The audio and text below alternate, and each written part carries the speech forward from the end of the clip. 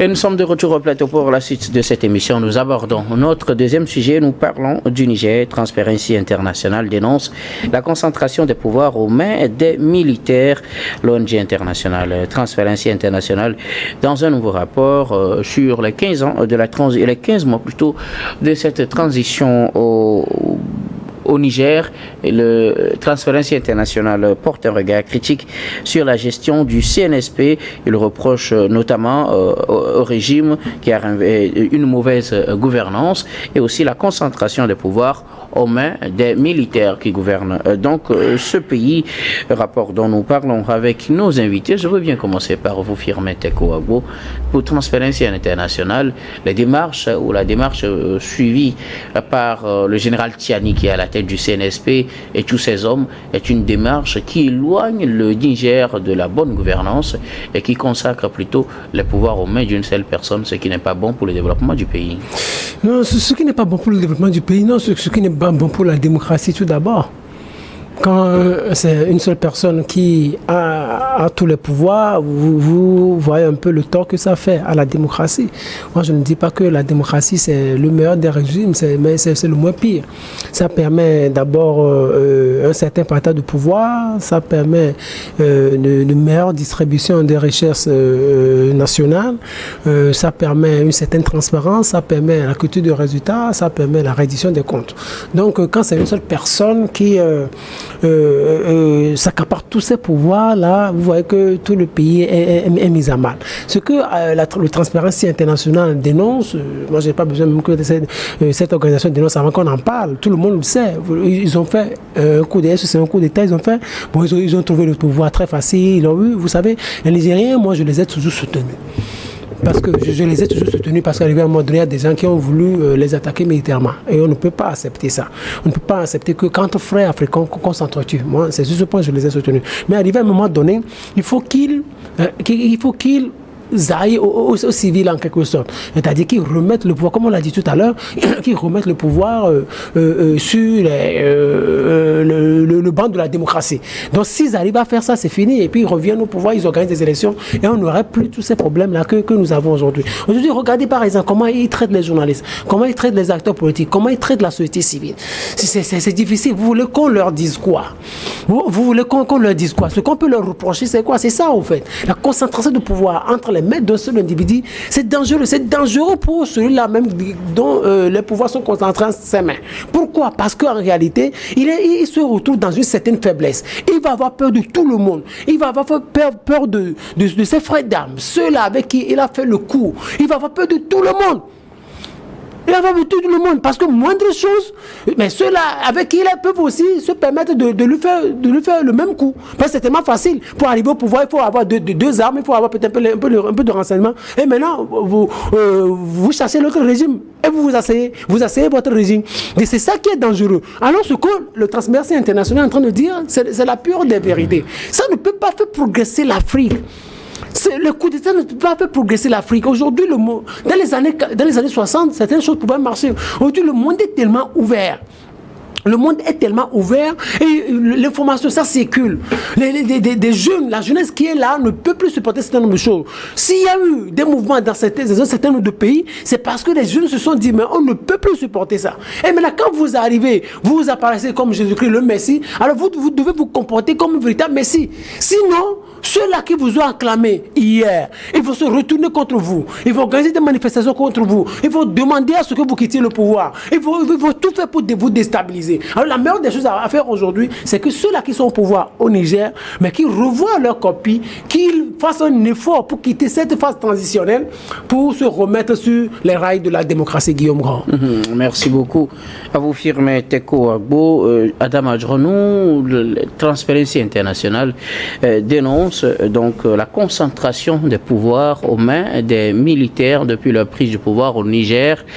Pour Transparency International, plusieurs dispositions où la trajectoire que prend le CNSP dans sa gestion du pays n'est pas la bonne et n'avantage pas le Niger. Pour cette organisation, par exemple, le changement de la Alcia en Coldef, qui devient une commission qui lutte contre la corruption, mais au cas où les gens remboursaient les frais, ou bien les frais qu'ils sont soupçonnés d'avoir détournés, il n'y a plus de poursuite judiciaire pour cette organisation. Cela encourage l'impunité.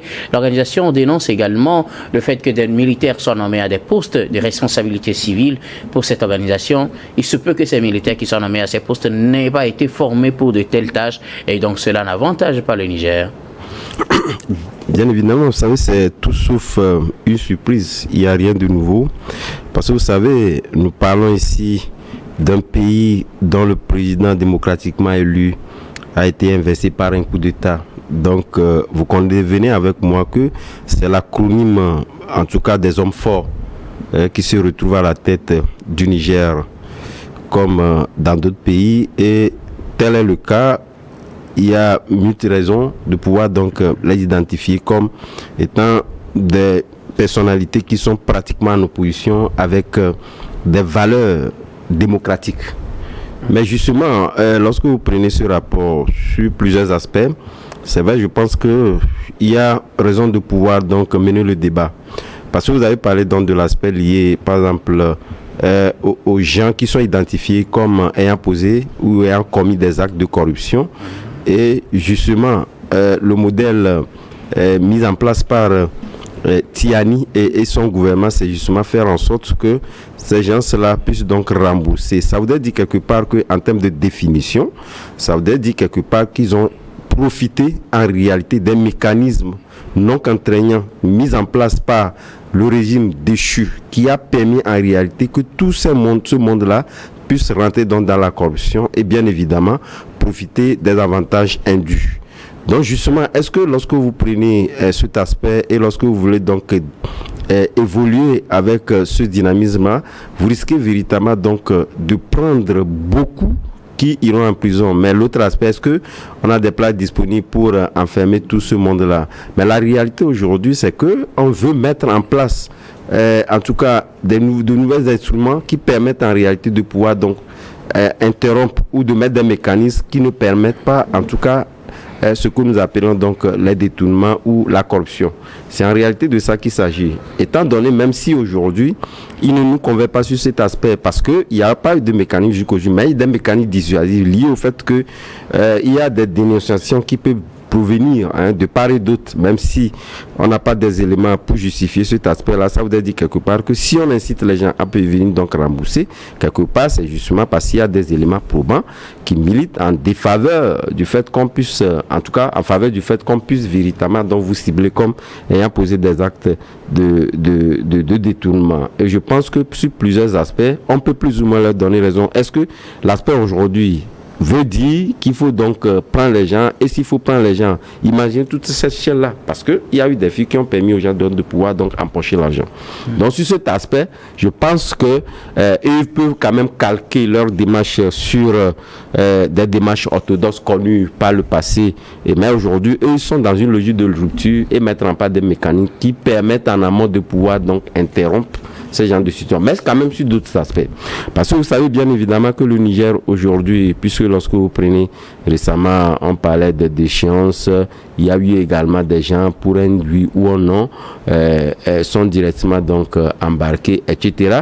Quelque part, ça voudrait dire quelque part que c'est ce mécanisme de rupture mis en place qui est en train donc de fonctionner. Donc, mais c'est malheureux parce que ça voudrait dire quelque part également que on dicte la démarche à suivre. Et comme je l'ai dit, nous ne sommes ni dans un régime démocratique, puisqu'il n'y a aucun régime, en tout cas, pris d'une manière factuelle qui soit donc défini pour permettre véritablement donc de définir ce qui est en train de se faire au Niger. On se dit qu'on veut balayer la maison et mettre en place des nouvelles institutions qui permettra réellement donc d'arriver à un pays modèle.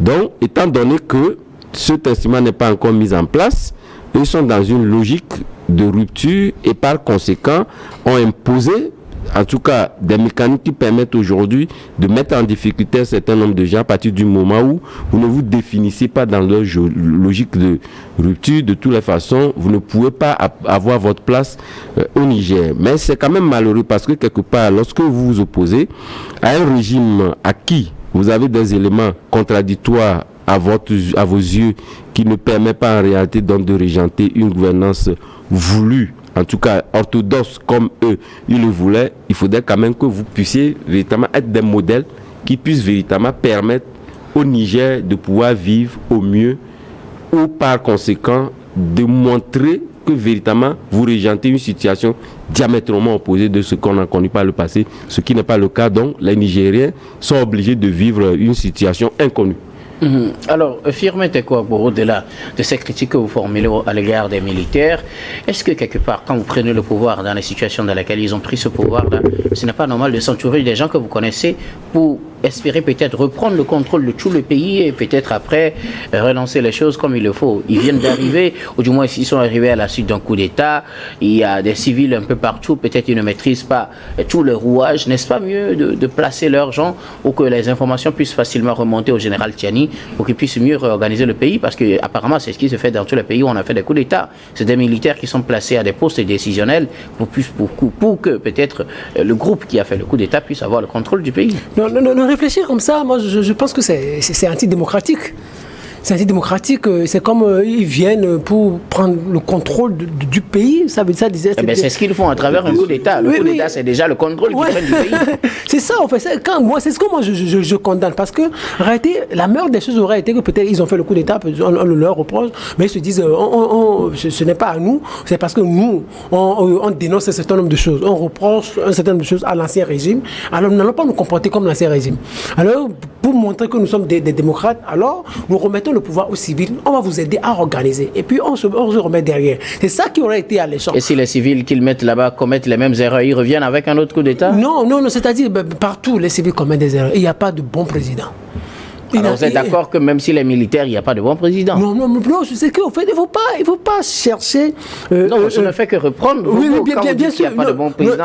C'est-à-dire... ça doit être valable autant pour les civils que pour les militaires. Oui, autant pour les civils. Non, pour les militaires, c'est quoi? Si les militaires... C'est uniquement valable pour les civils, pas pour les militaires. Si les militaires... Écoutez, s'il vous plaît, si les militaires, ils avaient postulé de la façon la plus démocratique, on n'aurait pas trop de problèmes. On ne parlerait même pas trop de contrôle. Ce qu'on est, c'est-à-dire, ils sont en train de chercher à contrôler avec force. C'est ce qu'on dénonce.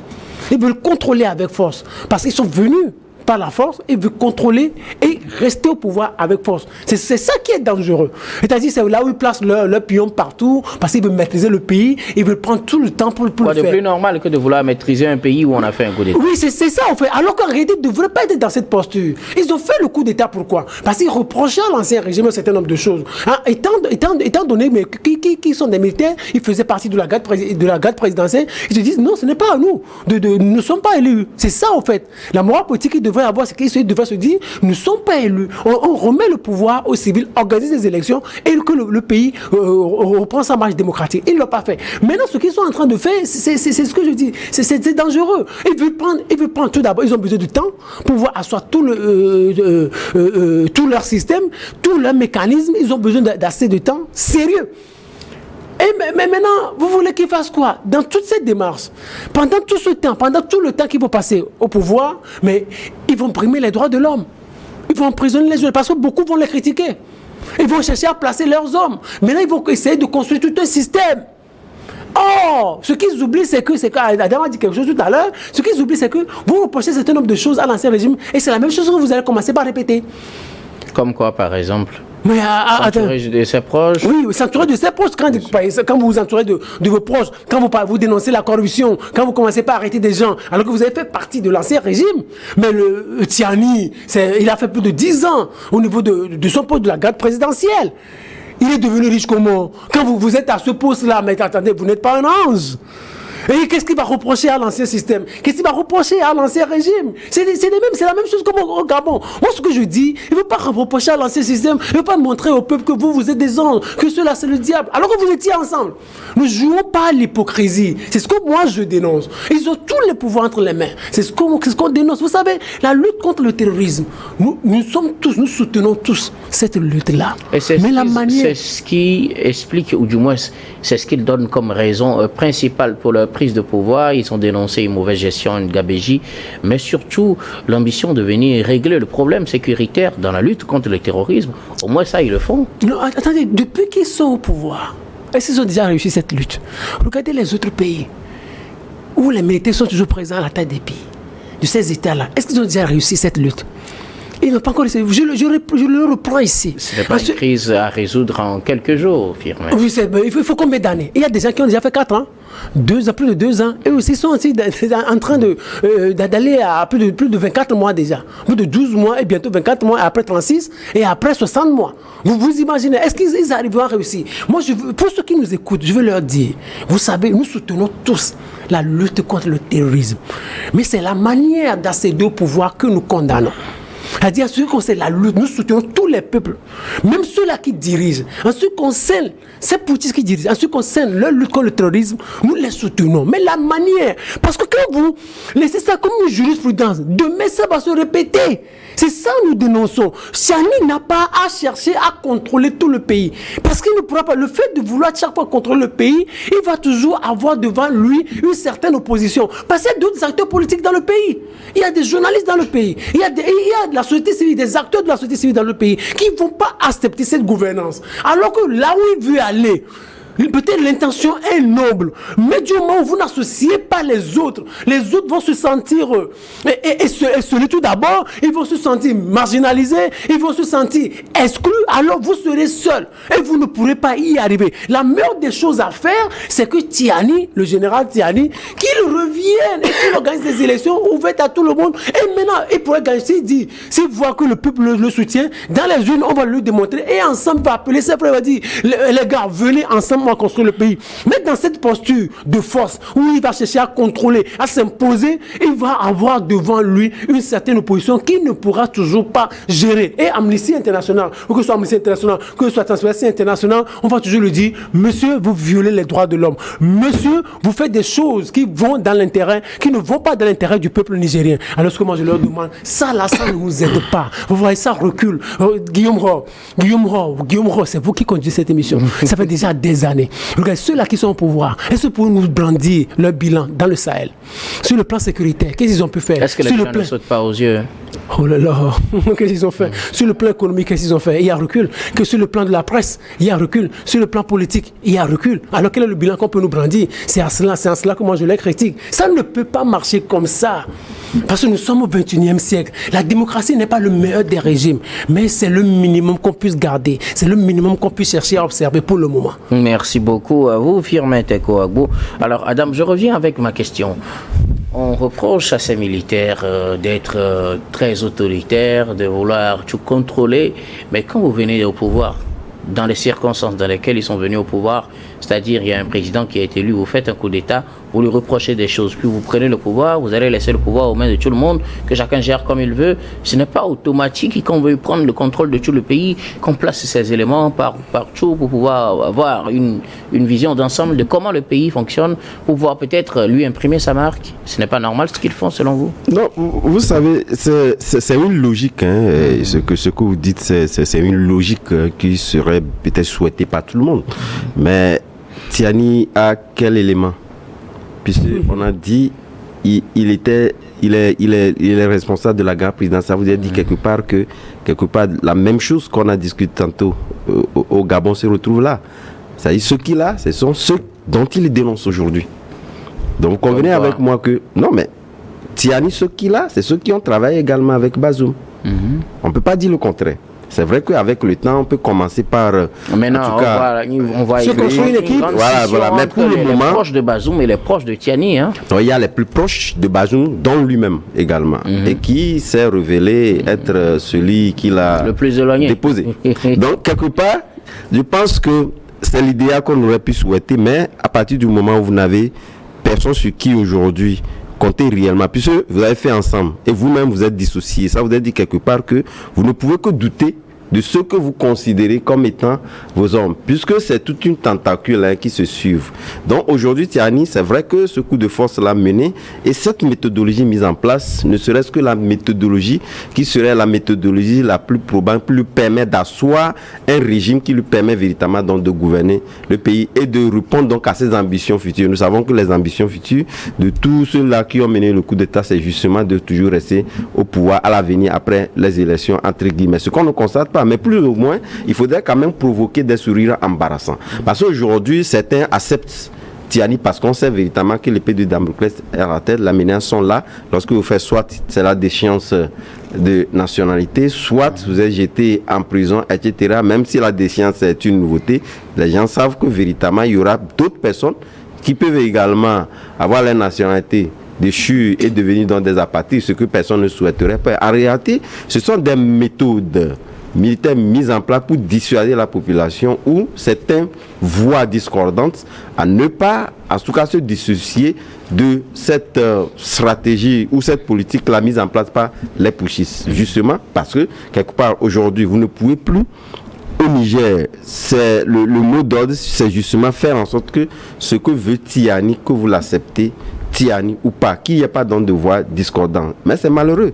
Dans un pays où vous voulez coûte que les gens vous suivent malgré eux, ça cause problème. Puisque quelque part, on dit, tout comme je pense qu'il y a un vieux qui l'a toujours dit, les ennemis ne sont pas toujours mauvais. Parce qu'au moins eux, ils vous diraient la vérité. Donc, lorsque vous avez des voix discordantes, au moins eux, ils soulèvent les manquements de votre gouvernance et vous l'imposez, ça permettra véritablement d'améliorer. À partir du moment où vous refusez d'avoir dans ces voix dissonantes autour de vous, quelque part, vous foncez tout droit dans le mur et je pense que ce n'est pas reluisant pour le Niger à l'avenir. Et donc je pense que quelque part, il faudrait quand même que Tiani dans sa gouvernance puisse véritablement donc provoquer, en tout cas ces sourires embarrassants qui sont restés dans l'ombre et qui n'arrivent pas véritablement donc à s'exprimer, puisque quelque part c'est son régime qui en pâtit. Et lorsque les Nigériens vont en tout cas être dépassés, je pense que comme lui également, s'il n'aura pas la paix, ça viendra de la population qui n'aura pas la paix. La dissuasion n'ont toujours pas été, en tout cas, les bonnes méthodes pour gouverner un pays. Il faudrait véritablement qu'on en soit un régime démocratique, comme le disait Fimette Tekwagbo. C'est le moins de mal qu'on pourrait donc souhaiter pour le moment. Demain, s'il y a un autre régime, on pourrait également apprécier. Firmin, vous voulez ajouter? Non, moi, je voudrais ajouter ceci. Il ne faut pas qu'il passe toute sa vie à penser à Bazoum. Bazoum, il a garé quelque part. Mais pas que chaque fois, dans son esprit, qu'il est à affronter Bazoum. Il dort, il pense à Bazoum, et il se lève, et il pense à Bazoum, c'est-à-dire affronter ses amis, leur faire du mal, chercher des histoires peut-être pour les envoyer en prison. Là, il ne va pas gouverner. Qui pense à comment redresser le pays? Alors, la première des choses à faire, c'est quitter la transition et remettre le pays sur de bonnes voies. C'est tout. Sinon, c'est comme chaque fois il est en guerre contre Bazoum. Ça ne mènera nulle part. Et de plus, les Nigériens sont en train d'être fatigués déjà. Les Nigériens se sont fatigués parce qu'en réalité, la vie est chère. On a régulièrement des nouvelles de nos amis qui sont au Niger. La vie est toujours plus chère. Et c'est difficile quelquefois d'avoir de la liquidité. C'est difficile quelquefois de tourner ces affaires. Le Niger n'a pas encore repris. N'a pas encore repris sur le plan économique et sur le plan social sur un certain nombre de points. Donc sur ce point-là, ça ne va pas. Donc, qui pense un peu à ça que de penser chaque fois à régler des comptes à Bazoum? C'est lui qui a soutenu Bazoum. Il a soutenu Bazoum pendant. Il n'a même jamais pensé peut-être faire un coup d'État à Bazoum. C'est une situation qui est bizarre, qui s'est plantée.